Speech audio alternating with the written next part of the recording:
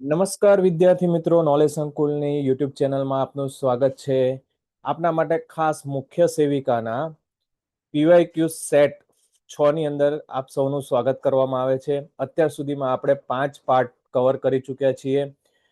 જે પણ આવનારી એક્ઝામમાં મોસ્ટ ઇમ્પોર્ટન્ટ ક્વેશ્ચન છે તેને આપણે અત્યારે આવરી લેવાની કોશિશ કરીએ છીએ. તો આજે આપણે પાર્ટ 6 ની અંદર વધારે ટાઈમ ના બગાડતા સ્ટેપ બાય સ્ટેપ એક પછી એક સોલ્વ કરતા જઈએ. અહીંયા આપણને ફર્સ્ટ ક્વેશ્ચનમાં શું પૂછેલું છે?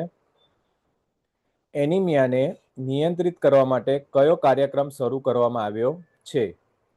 મધ્યાહન ભોજન, સ્વચ્છ ભારત, રોજગાર યોજના કે રાષ્ટ્રીય પોષણ એનિમિયા નિયંત્રણ કાર્યક્રમ? આનો સાચો જવાબ શું છે વિદ્યાર્થી મિત્રો? સેલ્ફ એસેસમેન્ટ કરવાનું છે. કોમેન્ટ કરી શકો છો તમારા આન્સરને, અથવા તો નોટ પેન દ્વારા પણ તમે સેલ્ફ એસેસમેન્ટ કરી શકો છો. અહીંયા આપણને 4 ઓપ્શન આપેલા છે. 4 ઓપ્શનમાંથી સાચો ઓપ્શન કયો છે તે આપણે જણાવવાનું છે. તો અહીં આપણો સાચો જવાબ છે ડી. તે સાચો જવાબ છે. રાષ્ટ્રીય પોષણ એનિમિયા નિયંત્રણ કાર્યક્રમ, જે એનિમિયાને નિયંત્રિત કરવા માટેનો કાર્યક્રમ છે. ચલો સેકન્ડ નંબરનો ક્વેશ્ચન જોઈએ ફટાફટ. નીચેનામાંથી શાનો સમાવેશ સગર્ભા સ્ત્રીના આહારમાં વધુ કરવો જોઈએ? ઓપ્શન છે આયર્ન અને ફોલિક એસિડથી ભરપૂર ખોરાક, તળેલો ખોરાક, શાકભાજી વગરનો ખોરાક કે મીઠાઈઓ? બટ ઓબ્વિયસ આપણો સાચો જવાબ કયો હોઈ શકે? આયર્ન અને ફોલિક એસિડથી ભરપૂર ખોરાક. ચલો નેક્સ્ટ ક્વેશ્ચન તરફ આગળ વધીએ. ત્રીજા નંબરનો ક્વેશ્ચન શું કહેવા માંગે છે? કયો ખોરાક 6 મહિનાના શિશુ માટે સ્તનપાન ઉપરાંત યોગ્ય છે? છુંદેલા ફળો અને નરમ રાંધેલી ભાત, તળેલો નાસ્તો, ચા કોફી, માત્ર સાદું પાણી? અહીં ત્રીજા નંબરના ક્વેશ્ચનમાં ઓપ્શન એ સાચો જવાબ છે, છુંદેલા ફળો અને નરમ રાંધેલો ભાત. ચોથા નંબરનો ક્વેશ્ચન છે અજાત બાળકના મગજના વિકાસ માટે સગર્ભા સ્ત્રીના આહારમાં કયું તત્વ મહત્વનું છે? Folic acid, vitamin C, calcium કે વિટામિન ડી? અહીંયા આપણો સાચો જવાબ છે એ ઓપ્શન ફોલિક એસિડ. પાંચમા નંબરનો ક્વેશ્ચન છે પ્રીસ્કૂલ બાળકોમાં હાડકાના વિકાસ માટે કયું વિટામિન મહત્વપૂર્ણ છે?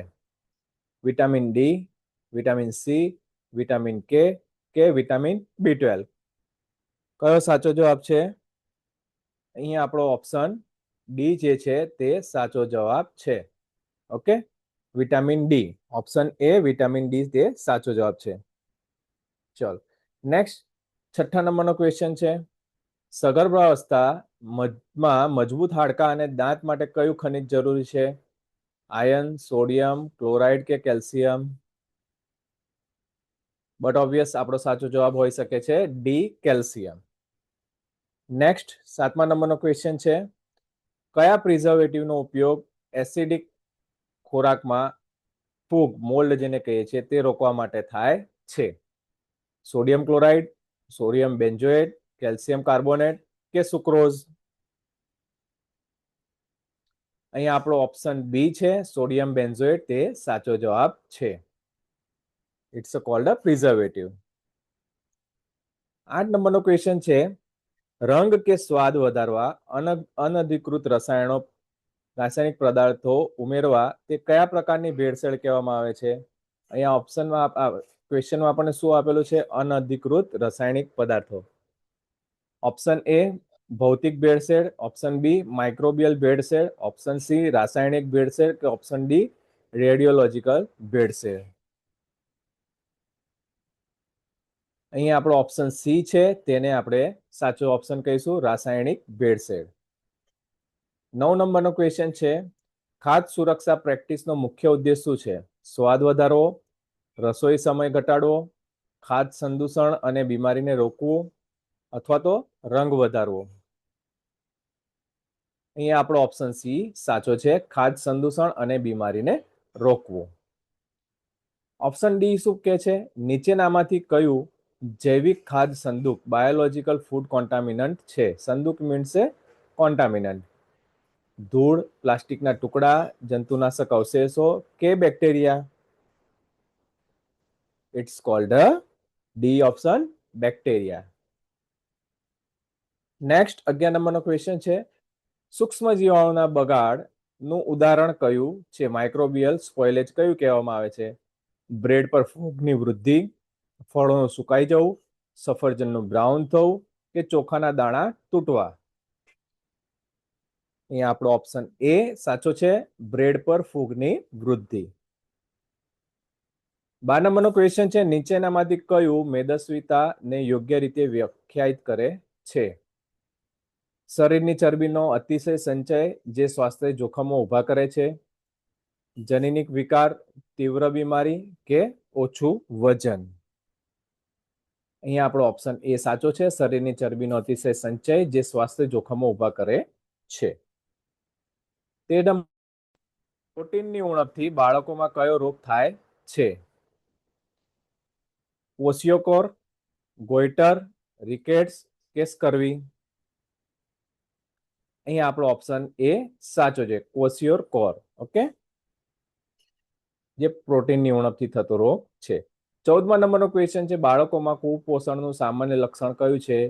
નબળી વૃદ્ધિ અને નબળાઈ, સ્પષ્ટ ત્વચા, ઉચ્ચ ઉર્જા અથવા તો ડી સારી ભૂખ? અહીંયા આપણો ઓપ્શન એ સાચો છે, નબળી વૃદ્ધિ અને નબળાઈ. 15મા નંબરનો ક્વેશ્ચન છે, ગર્ભાવસ્થા દરમિયાન સામાન્ય પોષણયુક્ત જોખમી પરિબળ કયું છે? ફળોનું સેવન, આયર્નની ઉણપ, પૂરતું પાણી કે નિયમિત ઊંઘ? અહીંયા આપણો ઓપ્શન બી સાચો છે, આયર્નની ઉણપ. ચલો 16 નંબરનો ક્વેશ્ચન જોઈએ.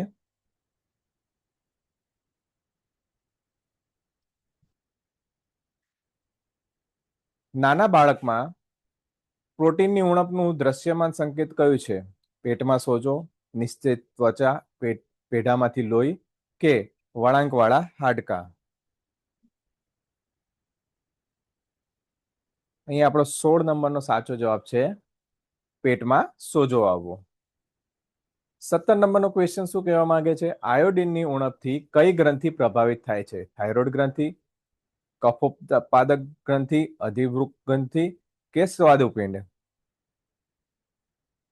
અહીંયા આપણો ઓપ્શન એ છે, થાઇરોઇડ ગ્રંથિ, તે સાચો છે, જે આયોડિનની ઉણપથી પ્રભાવિત થાય છે. 18 નંબરનો ક્વેશ્ચન જોઈએ. બાળ આરોગ્ય સુધારા માટેની સરકારી યોજના કઈ છે? ઇન્ટિગ્રેટેડ ચાઇલ્ડ ડેવલપમેન્ટ સર્વિસ, ગ્રામ સડક યોજના, ડિજિટલ ઇન્ડિયા કે સ્વચ્છ ભારત? અહીંયા આપણો સાચો જવાબ છે એ, ઇન્ટિગ્રેટેડ ચાઇલ્ડ ડેવલપમેન્ટ સર્વિસ. 19 નંબરનો ક્વેશ્ચન શું કહેવા માંગે છે? કઈ રસી બાળકોમાં ઘટ સ્પર્શ, ધનુર્વા અને ઉટાંટિયું સામે રક્ષણ આપે છે? MMR, DPT, BCG કે પોલિયો? આ બધા જે ક્વેશ્ચન છે ને મોસ્ટ ઇમ્પોર્ટન્ટ છે, આવનારી એક્ઝામમાં જરૂર પૂછાવાની શક્યતા છે. જેથી કરીને અત્યારની જે સિરીઝ આપણે શરૂ કરી છે ને એ ખાસ વિદ્યાર્થી મિત્રોએ સોલ્વ કરવાની છે. ઓકે, યા તો જાતે સોલ્વ કરવાની કોશિશ કરો, યા તો આ વિડીયોના માધ્યમથી તમે યાદ રાખવાની કોશિશ કરજો. ઓકે, અહીં આપણો જવાબ છે બી, DPT છે તે સાચો છે. 20 નંબરનો ક્વેશ્ચન છે, યૌનારંભ પ્યુબર્ટી દરમિયાન છોકરીઓને કઈ સમસ્યા થાય છે? ભૂખ ઓછી લાગવી, મગજના વિકાસમાં વિલંબ, ભાવનાત્મક ફેરફાર અને મૂડ સ્વિંગ કે સાંભળવાની શક્તિમાં ઘટાડો? અહીંયા આપણો સાચો જવાબ છે સી, ભાવનાત્મક ફેરફારો અને મૂડ સ્વિંગ. ચલો વિદ્યાર્થી મિત્રો, આજે આપણે 20 ક્વેશ્ચન સોલ્વ કર્યા છે, બરાબર છે. અહીંયાથી આપણે એ જોઈએ કે તમારા કેટલા સાચા પડ્યા છે. જે પણ વિદ્યાર્થીઓ ભલે સેલ્ફ ઇવેલ્યુએટ કર્યું હોય અને પોતાનો જે પણ સ્કોર હોય તે તમે નીચે કોમેન્ટ કરી શકો છો. વિદ્યાર્થી મિત્રો, જો તમને આ વિડીયો ગમતો હોય અને કન્ટિન્યુઅસ રાખવો હોય તો વિડીયોને પ્લીઝ તમે લાઈક કરી શકો છો. ઓકે, તમારા મિત્ર વર્તુળમાં શેર કરી શકો છો. અને મુખ્ય સેવિકા માટે ખાસ તો નોલેજ સંકુલ આપના માટે લાઈવ અને રેકોર્ડેડ બેચનો કોર્સ લઈને આવી ગયું છે, જેની અંદર થિયરી બુક્સ, MCQ અને પ્રેક્ટિસ ઈ બુકનો સમાવેશ થાય છે. તેની વેલિડિટીની વાત કરીએ તો 1 વર્ષની વેલિડિટી છે અને પ્રાઇઝની વાત કરીએ તો 2500 રૂપિયા પ્રાઇઝ છે. તમારો કોઈ પણ સુઝાવ, કોઈ પણ ક્વેરી તમે આ નંબર પર કોન્ટેક્ટ કરી શકો છો. તમને ચોક્કસ માર્ગદર્શન મળશે. અને નોલેજ સંકુલની યુટ્યુબ ચેનલ સબસ્ક્રાઇબ કરી દો અને એની એપ્લિકેશન તમે ડાઉનલોડ કરી દો. તમને આવનારી એક્ઝામ માટેની જે પણ અપડેટ હશે તે રેગ્યુલર મળતી રહેશે. હવે આપણે નેક્સ્ટ વિડીયોની અંદર મળશું, બરાબર છે? નિત નવા MCQ PYQ સોલ્વ કરતા રહીશું. જય હિન્દ, જય ભારત.